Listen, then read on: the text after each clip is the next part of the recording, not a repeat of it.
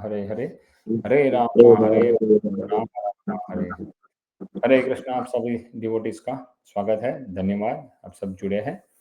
तो आज हम बात करेंगे स्कंद 1 अध्याय नंबर 13 धृतराष्ट्र द्वारा गृह त्याग। तो उसके बारे में हम बात करेंगे। नमः विश्वपादाय कृष्णपृष्ठाय भूतले श्रीमते भक्ति वेदांत स्वामी इति नामिने। नमस्ते सारस्वते देवे गौरवाणी प्रचारिणे निर्विशेष शून्यवादी पाश्चात्यदेशतारिणे। जय श्री कृष्ण चैतन्य प्रभु नित्यानंद श्री अद्वैत गदाधर श्रीवासादि गौर भक्त। हरे कृष्णा कृष्णा कृष्णा हरे हरे, हरे राम राम राम हरे हरे। हरे कृष्णा कृष्णा कृष्णा कृष्णा हरे हरे, हरे राम राम हरे हरे। हरे कृष्णा कृष्णा कृष्णा हरे हरे, हरे राम राम राम हरे हरे। प्रभुपाद की जय। ग्रंथराज समेत भागवत महापुराण के जय। निताय गौर प्रेमानंद। तो एक मिनट अध्याय 13। हरे कृष्ण प्रभु नित्यानंद एक प्रभु मिनट। तो कुछ अगर मैं थोड़ा सा फिर से एक 10 सेकंड के लिए इंट्रोड्यूस कर दे रहा हूँ प्रभु जी को, फिर से जो लोग कुछ नए भी जुड़े होंगे आज। तो हिज ग्रेस भावग्राही गोविंद प्रभु परम पूज्य राधा गोविंद महाराज जी के शिष्य हैं और गृहस्थ हैं, गृहस्थ हैं मतलब दिख रहे हैं, और प्रभु जी के कई वर्षों का अनुभव है भक्ति का, और बचपन से भी बहुत भक्तिमय परिवार से हैं, गुजरात से हैं प्रभु जी। और उन्होंने कई सारी कथाओं का आयोजन, कई सारे प्रवचनों का आयोजन और एक महाभागवतम सीरीज भी चला रहे हैं प्रभु जी, जिसमें कि पूरा भागवतम शुरू से अंत तक कर रहे हैं। और वो अभी फ़िलहाल वो अमेरिका में रहते हैं, और इनकी बड़ी पुत्री है जो डॉक्टर है, छोटा बेटा है जो कि लॉयर है, और इनके परिवार में सब, इनकी धर्मपत्नी भी भक्त है, दीक्षित भक्त है। तो बहुत अच्छा परिवार है, और प्रभु जी भागवत कथा करने में बहुत रुचि लेते हैं। तो मैंने उनको रिक्वेस्ट किया था, खास करके ये जो सेक्शंस हैं, धृतराष्ट्र क्विट होम, धृतराष्ट्र ने घर छोड़ दिया, तो कोई गृहस्थ ही होने चाहिए जिनको पूरा अनुभव भी है, वैसे भक्त लोग दें। तो पिछले 2 अध्याय से प्रभु जी दे रहे हैं। हरे कृष्णा, उनको हम वेलकम करेंगे 3 बार हरि बोल बोल के। हरि बोल, हरि बोल, हरि बोल, हरि प्रभुपाद की जय। तो हाँ प्रभु जी, ये जो भागवतम का हमारा पिछले 5 साल से नित्य भागवत सेवा एक चैनल चल रहा है जूम पे। रोज सवेरे हमारा यूएस टाइम और आपके भारत टाइम से 7:30 बजे होते हैं। तो उसमें अलग अलग स्पीकर को हम इनवाइट करते हैं और अलग अलग स्पीकर बोलते हैं। और केशव आनंद प्रभु भी बहुत बार आए हैं और उन्होंने भी उसमें क्लास दिया है। तो बहुत ही सुंदर है। हमारे यहाँ सवेरे 10 बजे होते हैं। तो हमारा सवेरे 10 बजे मतलब आपका शाम का 7:30 बजे के आसपास। तो यही है। तो हम आज शुरू करेंगे, और मैं पुनः एक बार केशवानंद प्रभु का धन्यवाद करूंगा कि उन्होंने विशेष करके हम पे कृपा की है और हमें ये अवसर दिया। वरना ये जो समय, ये 15-20 मिनट जो भागवतम करे, हम कहीं बैठे होते या कोई प्रजल्प कर रहे होते, पर हमारे भागवत सेवा में लगाया। तो हम उन्हें बुरी बुरी धन्यवाद देते हैं और हमें उनका अभिनंदन भी करते हैं। थैंक यू वेरी मच प्रभु जी, हमें इस सेवा में लगाने के लिए। तो धृतराष्ट्र द्वारा गृह त्याग, देखिए बहुत ही सुंदर ये अध्याय है कि धृतराष्ट्र जो इतने आसक्त थे कि वो राज्य छोड़ना नहीं चाहते, यहाँ तक उन्होंने अपने खुद के 100 पुत्र की बलि चढ़ा दी। वरना पहले ये युद्ध रुक सकता था ना। उन्होंने बोल दिया होता, दुर्योधन को बोल दिया होता कि नहीं दुर्योधन, कुछ भी हो जाए मैं राजा हूँ, ये राज्य पांडवा का है और पांडवों को हम हस्तिनापुर देंगे। पर ऐसा नहीं हुआ क्योंकि वो आसक्त थे और वो चाहते थे कि मैं तो गद्दी पे नहीं बैठा, तो एटलीस्ट मेरा पुत्र, ज्येष्ठ पुत्र है, वो तो बैठे। और बहुत सारे षड्यंत्र में भी उनको पता था, फिर भी उन्होंने कुछ नहीं किया। तो लाक्षागृह है, पांडव को सॉरी भीम को जहर देना, और अन्य अन्य षड्यंत्र थे, पांचाली का चीरहरण, तो ये सारे थे, फिर भी नहीं। तो उन्होंने इतना सारा होने के बाद इतने समय तक आसक्त रहे। उसके बाद में उन्हीं पांडवों के साथ रहे जो पांडव उन्हें अपने पुत्रों को मार डाला था युद्ध में। फिर भी तो उन्होंने एकदम से गृह कैसे त्याग गया, उसके बारे में ये बहुत सुंदर आएगा, तो इसके बारे में हम बताए। तो सूत वाच विदुर तीर्थ यात्रायां मैत्रेय आत्मनो गतिम ज्ञात्वा अगात हस्तिनापुरम तया अवाप्त विवित्सिह। तो यहाँ पे कहते हैं शुत गोस्वामी ने कहा, तीर्थ यात्रा करते हुए विदुर ने महर्षि मैत्रेय से आत्मा की गति का ज्ञान प्राप्त किया और फिर वे हस्तिनापुर लौट आए। वे अपेक्षा अनुसार इस विषय में पारंगत हो गए। तो यहाँ पे विदुर जी, जैसे हम चाहते हैं कि विदुर जी को निकाल दिया गया था, और विदुर जी को निकालने के पीछे बहुत सारे कारण भी थे। अगर मैंने सुना है गुरु महाराज की कथा में कि देखिए, सबसे पहले कि जहाँ भगवान के शुद्ध भक्त होते हैं ना, भगवान वहाँ पे कुछ भी कर नहीं पाते हैं। और यही चीज हम देखते हैं कि जब कंस ने देवकी का और वसुदेव का रथ चला रहा था, तो देवता को तो पता था कि अगर हमें कुछ भविष्यवाणी करेंगे, क्योंकि उनका जो 8वां पुत्र है वही कंस का वध करेगा, पर आगे जाके वो वध नहीं कर पाते कंस का। क्यों भगवान वध नहीं कर पाते? क्योंकि भगवान के शुद्ध भक्त थे वसुदेव जी और देवकी, और उनकी सेवा कर रहा था, उनके लिए रथ चला रहा था, उनकी सेवा कर रहा था। और भगवान के शुद्ध भक्तों की जब भी कोई सेवा करते हैं, तो भगवान उनके ऊपर या मतलब उनकी सेवा की है, मतलब उन्हें कोई कष्ट पहुंचाने वाले, तो भगवान फिर उनको भी यही मानते हैं कि भाई मेरे भक्त की सेवा की है, मतलब ये भी भक्ति है। तो भगवान उसी तरह उस कंपा से, उस दया से देखते हैं। तो यहाँ पे देखा गया कि विदुर जी को क्यों निकाला गया, क्योंकि अगर विदुर जी हस्तिनापुर में रहते, वो हालांकि वो धर्म के पक्ष में ही थे, वो सब यही शुद्ध ज्ञान देते थे, और जहां भी गलती होती थी उन्हें बताते थे। वो निडर होके राजा को सही, क्योंकि वो मंत्री थे, तो राजा को सही एडवाइस देते थे। तो देखा गया कि अगर विदुर जी होते तो ये युद्ध ना होता शायद। इसीलिए दुर्योधन ने उनका अपमान किया, और जैसे ही अपमान हुआ तुरंत वो उन्होंने बोला कि जिस थाली में तुम खाते हो उसी में छेद करते हो।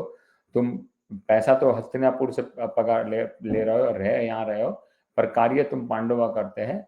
और उसीलिए विदुर जी ने तुरंत ही हस्तिनापुर को छोड़ दिया था, अपना जो मंत्री पद था वो भी त्याग कर दिया। और छोड़ के क्या किया, वो पांडवों के साइड नहीं गए, वो छोड़ के तुरंत निकल गए तीर्थ यात्रा पे, और उन्होंने बहुत अच्छे से तीर्थ यात्रा की। और तीर्थ यात्रा पे भी उन्होंने वहां पे क्या किया, तो आगे जाके उन्होंने मैत्रेय मुनि से भागवतम कथा सुनी तीर्थ यात्रा में भी, और कृष्ण के विषय में बोली। और फिर वो वहां से तीर्थ यात्रा अपनी समाप्त करके वो हस्तिनापुर आए। अब आगे कहते हैं, विविध प्रश्न पूछने के बाद तथा भगवान कृष्ण की दिव्य प्रेममय सेवा में स्थिर हो चुकने पर विदुर ने मैत्र मुनि से प्रश्न पूछना बंद किया। देखिए, जिज्ञासु जो कोई भी भक्त होता है वो जिज्ञासु होते हैं। उन्होंने विविध प्रकार के प्रश्न पूछे थे, और जब वो प्रेममय सेवा में स्थिर हो जब प्रश्न पूछते पूछते कृष्ण की दिव्य प्रेममय सेवा, शुद्ध लिखा है यहाँ पे, कि पूछने के बाद तथा भगवान कृष्ण की दिव्य प्रेममय सेवा में स्थिर हुए। तो ये देखिए, यहाँ पे एक और सीख हमें मिलती है कि हम भी ये जो चैंटिंग करते हैं, ये भागवतम सुनते हैं, तो यहाँ पे किस लिए, तो भगवान की दिव्य प्रेममय सेवा में स्थिर होने के लिए। और स्थिर होने के बाद विदुर जी ने मैत्र मुनि से प्रश्न पूछना बंद किया, उनके सारे जो जिज्ञासा थे प्रश्न पूछे, और प्रश्न पूछना बंद किया। और प्रश्न पूछने के बाद जब उन्होंने देखा कि विदुर राजमहल लौट आए हैं, तो महाराज युधिष्ठिर, उनके छोटे भाई धृतराष्ट्र, सात्यकी, संजय, कृपाचार्य, कुंती, गांधारी, द्रौपदी, सुभद्रा, उत्तरा, कृपि, कौरव की अन्य पत्नियां तथा अपने अपने बच्चों के साथ स्त्रियों समेत सारे निवासी सभी अत्यंत हर्षित होकर तेजी से उनकी ओर बढ़े। ऐसा प्रतीत हुआ मानो उन्होंने दीर्घ काल के बाद अपनी चेतना फिर से प्राप्त हुई। तो देखिए, यहाँ पे कहते हैं कि विदुर जी के राजमहल में लौटने पे महाराज युधिष्ठिर, उनके छोटे भाई, ठीक है, वो तो चलो राजी होंगे ही होंगे, क्योंकि हमेशा धृतराष्ट्र ने उनको एक राह दिखाई है और उनको सारे विघ्न से बचाया भी है। ये धृतराष्ट्र, सॉरी, ये विदुर ही है जिन्होंने उनको लाक्षागृह से बचाया था। कोड वर्ड में। और यहाँ पे मैंने एक भक्त से सुना था कि तब जब ये लाक्षागृह हुआ था तो विदुर जी को कुछ मैसेज भेजना था पांडवों को, खास करके युधिष्ठिर महाराज को। तो अब अगर कोई मैसेज भेजते हैं और पता चल जाता है कि मैसेज क्या है, तो क्योंकि कौरव दुर्योधन के सारे गुप्तचर और सेना लोग थे ही, तो वो यही देख रहे थे कि भाई युधिष्ठिर को कोई मिले नहीं, और अगर मिले तो क्या मैसेज देते हैं। तो जब विदुर जी के गुप्तचर मिले महाराज युधिष्ठिर को, तो उन्होंने एक लैंग्वेज बोलते हैं मलच लैंग्वेज, ऐसा ही नाम था मलच, शायद मलच लैंग्वेज थी, उसमें कोड वर्ड में मैसेज दिया था कि भाई चूहा जब अपना घर बनाता है तो वो और रास्ता छोड़ता है, ऐसे अन्य मैसेज। तो वो जो मैसेज दिया था, आज की वो वर्तमान की वो इंग्लिश लैंग्वेज है। तब सिर्फ दो ही जन इंग्लिश लैंग्वेज जानते थे, विदुर जी और युधिष्ठिर महाराज। तो हमें ये नहीं सोचना ये अंग्रेजों की भाषा है, ये हमें कतई नहीं सोचना चाहिए, उनकी कोड वर्ड थी। जैसे आजकल युद्ध में कोड वर्ड यूज होते हैं ना, तो ये उस समय बहुत कम लोग जानते थे, और विदुर जी और महाराज युधिष्ठिर जानते थे, क्योंकि युधिष्ठिर राजा थे और हर एक राजा को ऐसी कोड भाषा आनी चाहिए कि अगर कुछ होता है तो वो मैसेज भेज सके, क्योंकि पहले के जैसे सिक्योरिटी नहीं थी ना, तो ये चीज थी। तो ये हमें यहाँ पे तो बहुत, तो इसलिए अगर हम कहें कि युधिष्ठिर और उनके छोटे भाई आए, तो वो तो वास्तविक है, क्योंकि उनको बहुत स्नेह था चाचा से, और उन्होंने बहुत अच्छे से उनको शिक्षा भी दी है। पर यहाँ पे देखते हैं कि द्रौपदी और धृतराष्ट्र भी आए।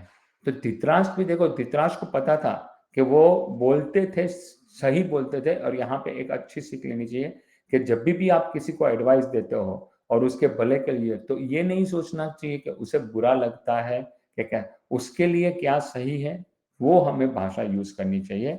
तो धृतराष्ट्र को हमेशा विदुर जी कड़क शब्द में और सही बात बोलते थे, और वो सत्य ही बोलते थे। तो धृतराष्ट्र का उनसे थोड़ा मन मेल भी रहता था। फिर भी धृतराष्ट्र को पता था कि विदुर जी थे तो सही, इसलिए देखिए यहाँ पे धृतराष्ट्र और उनकी पत्नी द्रौपदी जी भी एकदम उत्सुक थी। और देखा है कि सुभद्रा मैया, उत्तरा जी, कपि, कौरव के अन्य पत्नियां और कौरव की सारी अन्य पत्नियां भी अपने अपने बच्चों के साथ स्त्रियों समेत सारे निवास से अत्यंत हर्षित होकर तेजी से आगे बढ़े। तो देखिए हमें भी यही होना चाहिए कि जब भी कोई वरिष्ठ भक्त आता है, तो ऐसा नहीं हमें देखा जाता है ना कि भाई एक ही लोग उसको रिसीव करने के लिए आते हैं, बाकी लोग घर में, पर एक्चुअली उत्साह से हम सबको उनको रिसीव करने जाना चाहिए।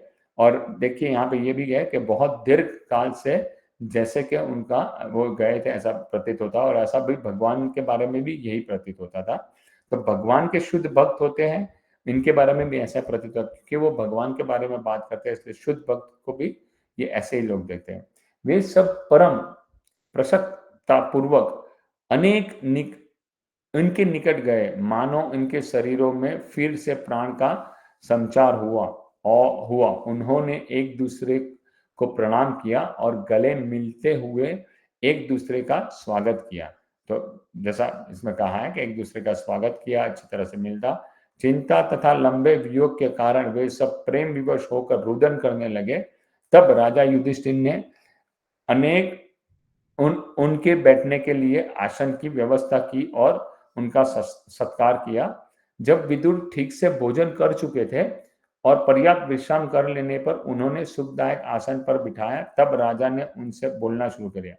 देखिए ये भी बहुत ही इंपॉर्टेंट चीज आएगी यहाँ पे, कि सबसे पहले जब कोई वरिष्ठ वैष्णव आता है या कोई ज्ञानी आता है, तो उन्हें पहले ठीक से बिठाना चाहिए, बिठाने के बाद भोजन करवाना चाहिए, भोजन करने के बाद पर्याप्त उनका विश्राम, क्योंकि उन्होंने ट्रैवलिंग किया है, तो पर्याप्त विश्राम हो जाने के बाद फिर तब उनको बोलना चाहिए।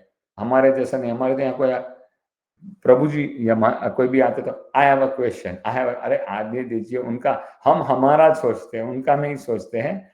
तो ये यहाँ पे देखिए युधिष्ठिर महाराज ने एकदम से स्पष्ट किया है कि उनका पर्याप्त आराम विश्राम हुआ, उसके बाद में उन्होंने पूछना शुरू किया। तो अब युधिष्ठिर उवाच, तो युधिष्ठिर क्या बोलते हैं यहाँ से हम कल सुनेंगे प्रभु जी। हरे कृष्ण। हरे समय हो कृष्ण। चुका है, तो हरे प्रभु जी यहाँ कृष्ण। से कल करेंगे प्रभु जी। जगन्नाथ जी का दर्शन हो रहा है, दर्शन हरे खुल हरे, रहा है जगन्नाथ जी का, आप लोग चाहे तो ले जय सकते हैं। जगन्नाथ। बस एक सेकेंड रुकिए। दिख नहीं रहा बस एक सेकंड खुल रहा है। अच्छा। जय जय जगन्नाथ। जगन्नाथ बलदेव सुभद्रा महारानी की जय। जय जय दत्सन जी महाराज की जय। जय राधा मदन मोहन भगवान की जय। जय जय जय गौर निताय की जय। जय हरे कृष्ण कृष्ण लक्ष्मी योग नरसिंह भगवान की जय। जय श्री प्रभुपाद की जय। मिलते हैं। धन्यवाद। कृष्णा पर होली। धन्यवाद। धन्यवाद प्रणाम। हरे कृष्ण।